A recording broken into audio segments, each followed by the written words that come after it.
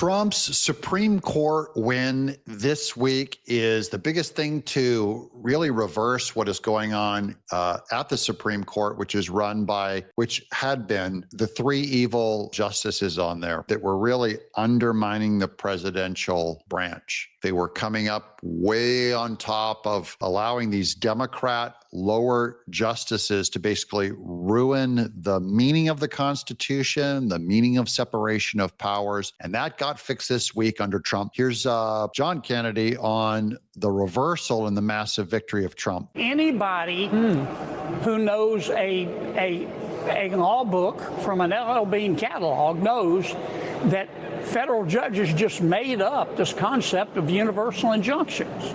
There's no basis in statute, no basis in Supreme Court precedent. There's no basis in English common law. They just made it up because they don't agree with what a president or Congress has done.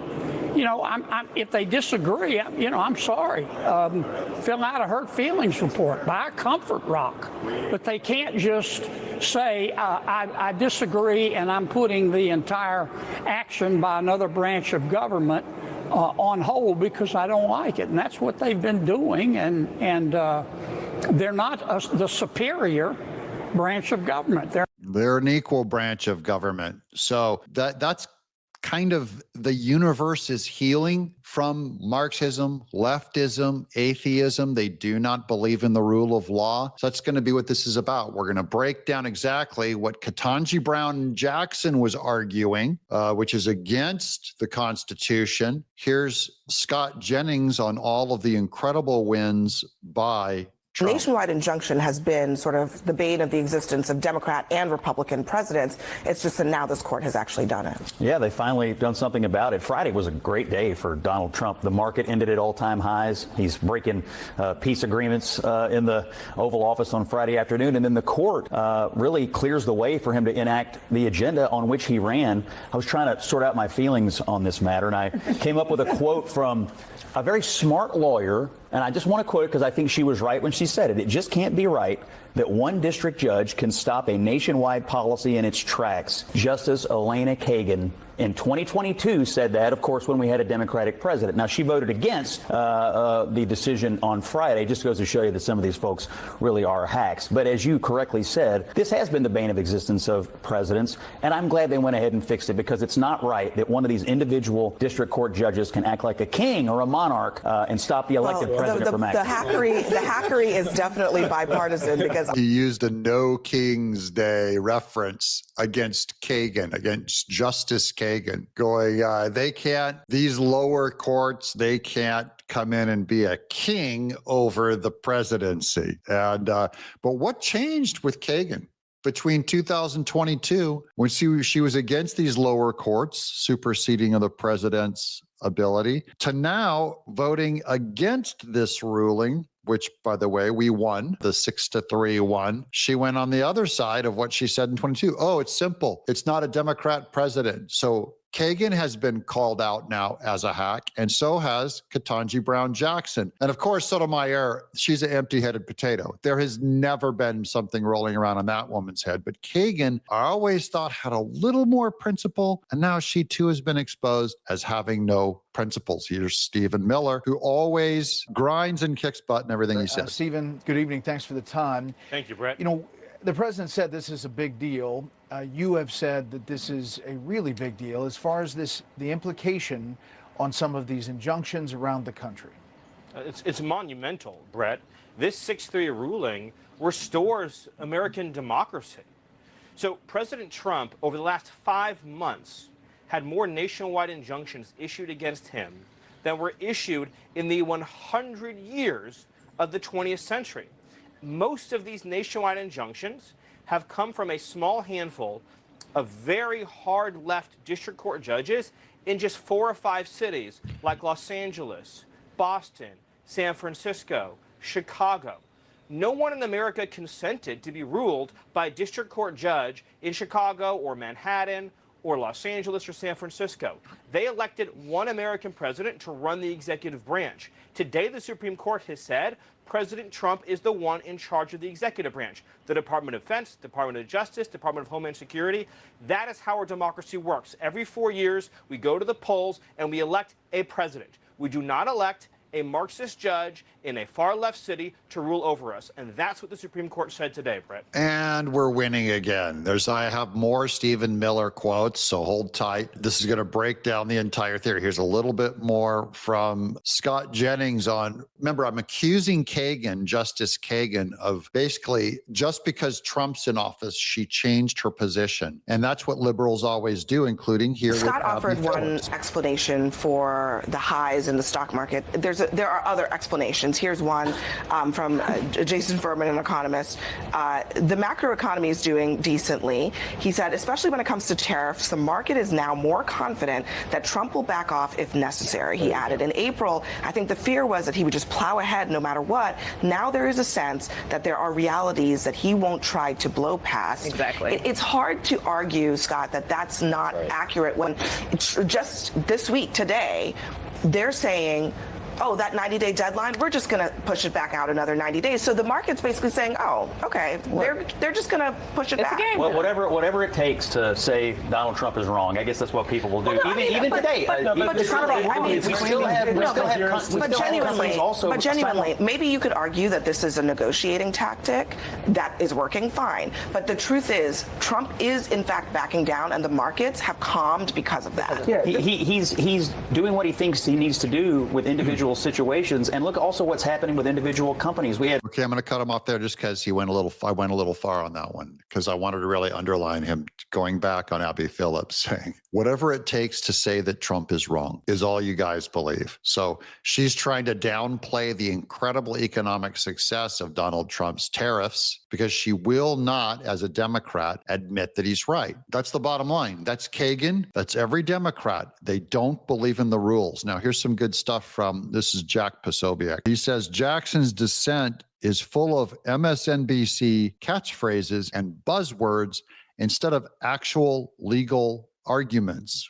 This is on kind of the MSNBC-ification of Ketanji Brown Jackson bringing this kind of talk to the Supreme Court. See if you can spot the slang in this. Instead, to the majority, the power-hungry actors are ... wait for it ... the district courts. It's that wait for it that is very casual and beneath the normal vocabulary and cadence and wording of the Supreme Court. She's bringing in MSNBC speech because she is a diversity hire. She is not that articulate or that smart, just like Sotomayor. She's talking like slang. Wait for it. That does not belong in a Supreme Court writing. So her casual cadence shows a disrespect, I think, for the formality of our Supreme Court law and the way that they normally use very highest writing format in their legal opinions. You can put up past presidents and all the injunctions in their time. We have a graphic of this, and you go back to President Obama, President Bush. They're at 6, 12. President Trump in the first term is at 64. President Biden at 22, 40 so far in the second term. This is a clearest demonstration of what we're saying. You know what the difference is? They're against Trump. You know what I mean? Bush got a pass, only 6 injunctions from lower courts. Obama got a pass, only 12 injunctions from lower courts, though he breached the Constitution every single time as much as he could. Biden, it shows how bad he is. He got 22. Trump got 64 in his first term. He's got 40 so far. He probably would have been well on his way to getting about, if I had to estimate this out, it would be 160 court injunctions that would have happened if it wasn't stopped by the Supreme Court. Those are all stopped in their tracks. Now a lower judge, how are they going to run an injunction against Trump when the Supreme Court just said no more of this? So they're going to try to defy the Supreme Court, and it's just going to get kind of laughed out of polite conversation. The Senate Minority Leader said, Chuck Schumer, this ruling hands Donald Trump yet another green light in his crusade to unravel the foundations of American democracy. Now, that's ironic, too. Chuck Schumer says that it is Trump in this quote, who is trying to unravel the foundations of democracy. And lo and behold, it was Ketanji Brown Jackson, Kagan, and Sotomayor that were proven to trying to unravel the foundations of American democracy. It's literally the opposite of what Chuck Schumer said. He's so slow, really duplicitous. Again, it's only because he's saying it against Trump that all the rules change. The Constitution changes when they're dealing with Trump. Democracy. His plan to end birthright citizenship is blatantly unconstitutional, but instead of stopping in its tracks, the court has instead ducked the question and bowed to an out-of-control executive branch. And by the way, the Supreme Court still has not ruled on birthright citizenship. They haven't gone in and talked about it all. They've only said that it's not okay for a lower court to do this to Trump. They still have to argue that one someday. Respond, if you will, to Chuck Schumer and the issue of birthright citizenship. Yes, well, look, Chuck Schumer is cheering for district court tyranny. Chuck Schumer doesn't want to win a national election. Chuck Schumer wants to be able to install a single district court judge in a far left community to make decisions for the whole country. That is authoritarianism. That is fascism. That is not freedom. That is not American democracy. Let's talk about birthright citizenship. After the Civil War, Congress and America came together to ensure freedom for the children of slaves, not the children of illegal aliens, the children of slaves. If you go to the UN today, the United Nations, you have diplomats from all over the world. None of their babies become automatic American citizens. Why? Because they're subject to the jurisdiction of a foreign country. Their allegiance is to a foreign country. Their citizenship is to a foreign country. Illegal aliens are no different, in fact worse, because illegal aliens are expressly forbidden from even being on our soil. Their allegiance is to a foreign land. They're under the jurisdiction of a foreign nation. Their children are not U.S. citizens, and the Supreme Court has now cleared the way for us to restore the actual meaning of the United States Constitution and the idea that this special privilege does not belong to illegal aliens and their children. I'll make one more point about democracy. Chuck Schumer and the Democrat Party presided over the invasion of this country, violating our immigration laws, violating our sovereignty, violating our Constitution. And now they're relying on a handful of district court judges to cement that invasion. Americans showed up at the polls in overwhelming numbers to repel that invasion, to put Donald Trump back in the White House. With today's action, the Supreme Court has said that President Trump can fully deliver on the mandate the American people gave him in November. Now, I'm going to show you how this also proves the Democrats don't even believe their own liberal garbage. You guys may not know it, but I would say 40, 50 years, much of the Democrat political theory believes in globalism. You might have heard cultural relativism. In the Nuremberg trials, the Germans said that they were tormenting Jews because they said, we were just following orders. How is your sovereign country allowed to come and judge the actions of our sovereign country? We're just following orders. This is what we believe. There's no way that one country can put another country on trial. That's what Democrats have said. By the way, the Nuremberg trial, the lawyers all said, no, you broke a higher law, the divine law. That is, it doesn't have to be spelled out for countries to have to follow. So Democrats have always extended almost the sovereignty and godlike right of other countries to act however they want, and we're not allowed to judge them, okay? What Stephen Miller's talking about here is very interesting. He said, when you have illegal aliens here, they belong to a different and have sworn loyalty to a different sovereign country. Oddly enough, he ends up protecting the sovereign identity of Mexico, that those people have a moral contract to that country. Just because they're here working and they're here illegally does not break the authority of Mexico. He is establishing them and saying they have a right to their citizens, these illegals here. And it's the Democrat that says, No, we have to void the sovereignty of that other country. We're going to cut off its right to its own citizens who swear to them, who have the values of them, who wave the Mexican flag. So even the Democrats, when they say that they're cultural relativists and they believe in, I believe in the global community, globalism and all of the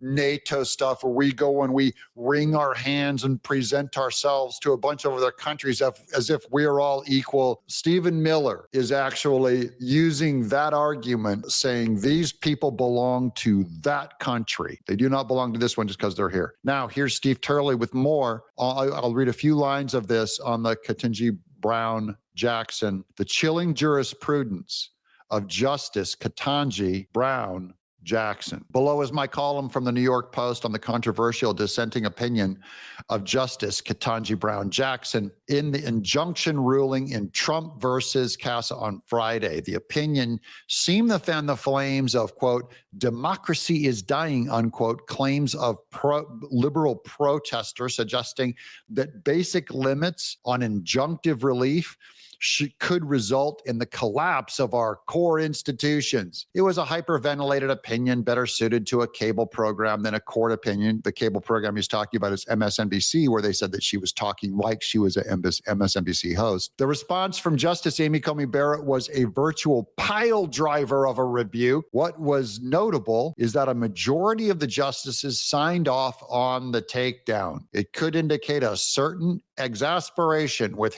histrionics coming from the left of the court in recent years. Okay, we're going to move on. Let me keep going just to keep this moving. Here's finally, we're going to wrap on Trump. This is a Margie Taylor Greene post. She says, this is an incredible win for the America First MAGA movement. Here's Trump. Thanks to this decision, we can now promptly file to proceed with numerous policies that have been wrongly enjoined on a nationwide basis. And some of the cases we're talking about would be ending birthright citizenship, which now comes to the fore.